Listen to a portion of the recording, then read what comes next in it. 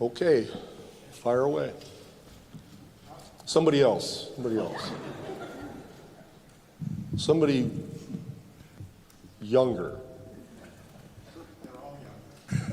Me too. Mikey, what do you got? Sorry.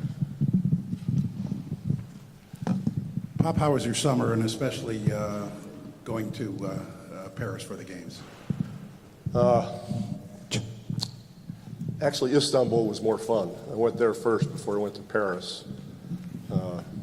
I didn't do a whole lot in Paris. I just went to Victor's games, USA games, the bistro for lunch, and then dinner. That's all I did. But Istanbul was a lot more fun for about seven days.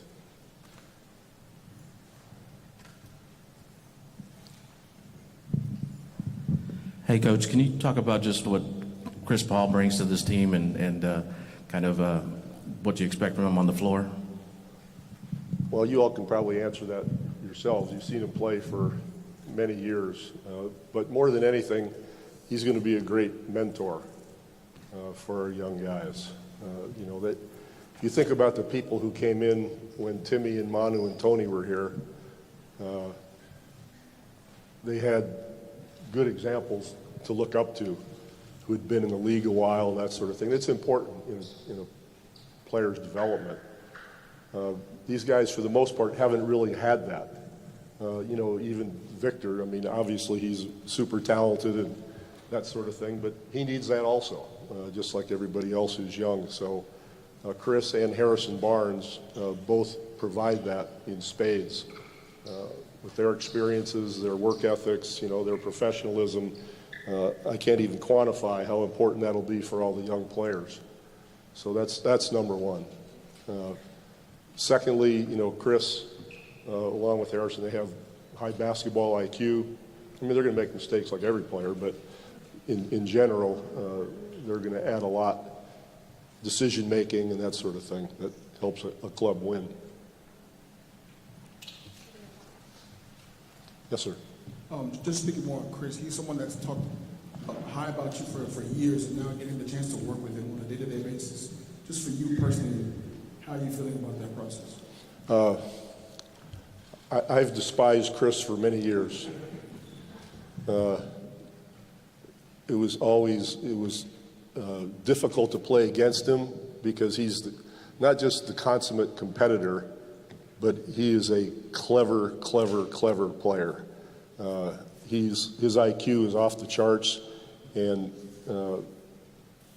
it was always difficult because he's thinking ahead of all of us coaches and does that in a winning way.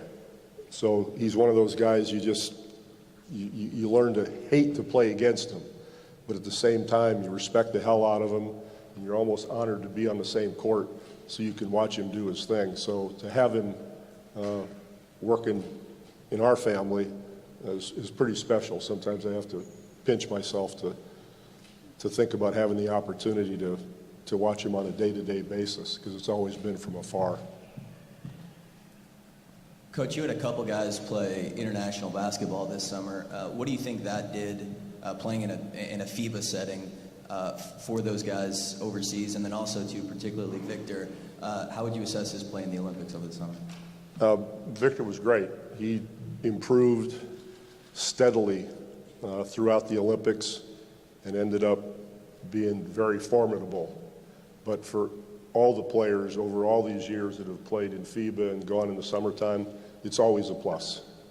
It has been for our players and players on all the other teams, without exception. Paul, you spoke very highly. Where are you? Yes, sir. Paul, you spoke very highly of Spawn Castle in summer league. I was wondering, how have the players been changed for his utilization this season, especially at the beginning of the season now that MSL is going to be on the shelf until November? I have no idea. I don't know who's going to start.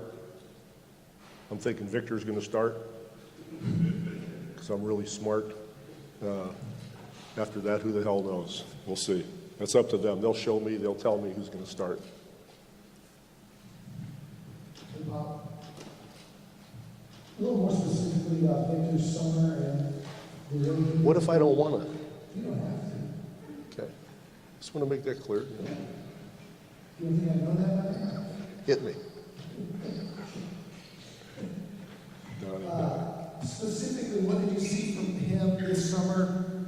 Physical growth, confidence-wise, everything that he gained from the success that he had against. So you ask me these questions, and then you give me the answers. You're like one of those commentators on TV. Doesn't it drive you crazy? You're listening, they have a really good guest, but the person interviewing them goes on for like a minute and a half. And you just want to say, shut up and let them answer the question. They just go on and on and on. They want everybody to know how much they know. So, yes, he increased his aggressiveness. See, you're interrupting me already. You're still doing it. You already asked me the question. Thank you, sir. His aggressiveness was the big thing, in physicality, the way you just mentioned, in all honesty. He's understanding what it takes, what he's going to get, and what he has to give back to counter that kind of thing. And FIBA is much more aggressive than the NBA. So it was a wonderful little petri dish for him, so to speak, to be able to have to do that every day and every game. And that's where he really rose as it went along. And secondly, I think you mentioned confidence, and again, you're correct. You know, I think he scored 26 points against the USA team in the finals, that kind of thing. And it was kind of like a David Robinson thing where I didn't really know he had 26 points. You just kind of watch him play, but he did this and he did that, and he did a lot of different things. You know, the game would end sometimes with David. I'd say, what the hell did David do tonight? Say, Pop. They'd say 24 points, 12 rebounds, so and so and so and so. It was like that with Victor because he can do so many different things. So those two areas, he was great. Hey, Bob. Yes, sir. I'm not mistaken, you had some experience with Harrison Lawrence on the Team USA. Yes, yes. What did you learn about him through that experience? You know, that's basically where I fell in love with him. He's one of those Avery Johnson kind of guys. He gets every ounce out of the ability that he has. And he's efficient. He's a leader. He's a great teammate. He just goes to the next play. You know, whether it was a turnover or makes a three, he's not impressed or depressed. He just goes on and plays. So I gained a great deal of respect for him and have been actually trying to figure out a way to get him here ever since. Yes, sir. With Victor improving and the addition of Chris and Harrison, what are your expectations for the team? New Orleans, Our expectations are the same as they've been from the first year I coached. We want to be the best possible team we can be. And that's individually as far as development goes, which has obviously been a big factor in the last couple of years. And then team-wise, how to play, what it takes to win, that sort of thing. So those are our goals. And they always have been. Even when we were a championship caliber team, we never said we're going to win this many games and this is what we want to do. It was never a point of discussion at all and never will be.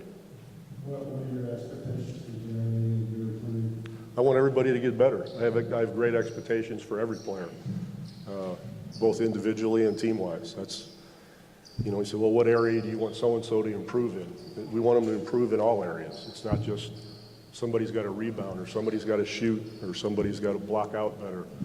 Somebody's got to be a better assist person. We want everyone to improve in all the facets of the game. Yes, sir. What do you think about the combination of Chris Paul and Wemby playing together? How would you? I think it's pretty cool. How's their relationship going at all this summer? If you get more time to spend time together, and you're seeing them in practices and stuff. I have no idea. We haven't had any practices, and they haven't spent a lot of time together. You know, they've been working out and that kind of thing, but I don't know what they do when they go to the locker room. Hopefully it's going well. Coach, CDC Sokos was the last season in the league. What's the plan for him for this year? Is he going to stay with you guys in the first team? He's somebody that I've been excited about since day one. look at his body, and then you observe his athletic abilities, it's pretty impressive.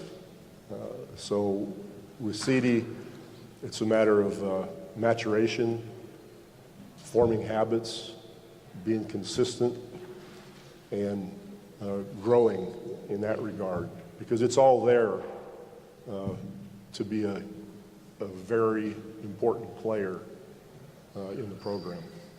So we'll see how he progresses. One more question about Vincent Collet, former international Sure. coach now. He said very recently that he would love to coach in the NBA one day and he would love to be here in San Antonio with you and me. Is that something You mean to fire one of my assistants? No. Oh, Is that something you thought about him? And Coach Calais is a good friend. He's a great coach. And, he's like many coaches in Europe. I mean, you don't have to be an American to coach an NBA team. It seems that that's the way it is, when you look at reality. But it's sort of a, unintended prejudice, just like it used to be with players. Those guys can't play here. They won't adjust culturally. They don't play defense or whatever it was. And then we all started bringing them over, and people realized that was baloney. And it's the same with the coaches. There's a bunch of coaches over there that could be doing as good or better job than we're doing. So Coach Calais is definitely in that category. Yes? With his injury, have you Right. offered him any supportive advice? And if so, what supportive advice have you offered him? Work your ass off in rehab. How is he ending up in rehab? Great. Does everybody know that Devin's out? That's out there somewhere? Okay. When we talked to Chris after he signed, we made a point of the fact that he's not here just as a mentor. He really didn't mentoring at all. Do you sort of respect that? And can that be a big deal by itself, just to lead by example, just to be here to win? Well, I think the best way to answer that is when he I'm trying to remember where I first spoke with he and Harrison during the summer. We were, I don't know, maybe it was a summer league. I'm not sure, but we were all in the same place, so we got to talk. And he wanted to know, Pop, what do you expect from me? What do you want me to do? How do you want me to play? That kind of thing. And I was very simplistic. I just said, be Chris Paul. That's all I wanted to do. I wanted to be Chris Paul and play like he's always played. I probably won't coach him a lick. I'll just try to infuse what our strategy is and how we play and what we're looking to do and that kind of thing. Give him as much information as I can, but he's going to play and be Chris Paul. Yes. You guys expect Zach Collins to be ready to go for the start of training camp? Zach and Charles will be ready to start training camp. And as you all know, obviously Devin's not. And I think that's it. I think everybody else is ready, right, Tommy?